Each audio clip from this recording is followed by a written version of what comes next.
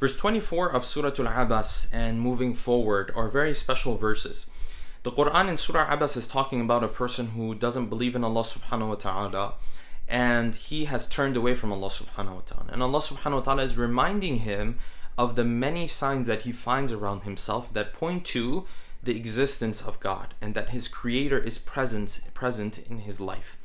So verse 24 onwards is a very beautiful set of signs that Allah subhanahu wa ta'ala speaks about, because it's very relatable to us and it's very tangible for us. So the Quran says, فَلْيَنْظُرِ الْإِنسَانُ إِلَىٰ طَعَامِهِ. If this human being really doesn't believe that there was a creator and so on and so forth, all he has to do is just look at the food that he ends up with at the end of the day. The food that's in front of him. Why? What does the food in front of me have to do with Allah subhanahu wa ta'ala and his existence and so on and so forth? The verses continue. Say you should look at the food that's in front of you, because in order for that food to get in front of you, there were so many things in this world that had to go right and properly. Someone had to be running this show in such a way where at the end of the day, this piece of food, it's bread, rice, whatever it might have been, ends up in your plate. So the Quran says, أَنَّا صَبَبْنَا الْمَاءَ صَبًّا. Someone must have sent water and rain from the skies. That's a process of its own, right? That's a complexity of its own. If we wanted to get rain to fall down, maybe we wouldn't have been able to do that, even in the 21st century. Or even if we are, we're able to do it in a very limited way. In a full sense of the word, we still struggle with being able to do that. Number one. Number two, ثُمَّ شَقَقْنَا الْأَرْضَ شَقًّا. Then we split the earth open.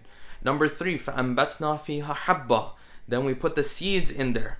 Someone has done this whole process. Number four, وَعِنَبًا وَغَذْبًا وَزَيْتُونًا وَنَخْلًا. And then these fruits and these plants and these vegetables, they all came out in different forms, right? And the olives and this and that.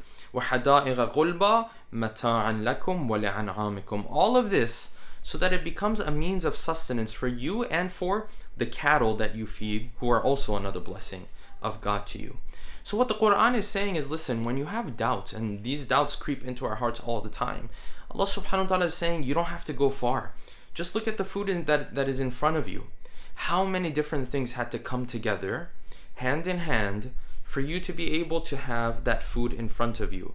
The rain that had to come, the earth that had to be split, the seed that has to be placed in it, then the gardens that had to grow from this, وَحَدَائِقَ غُلْبًا, the gardens that had to grow from this, to then get that fruit, to then have that fruit or that food make its way onto the table in your house. So even the fruit that you consume or the food that you consume is one of God's great signs, and we don't have to look too far to see God's existence in our day-to-day lives.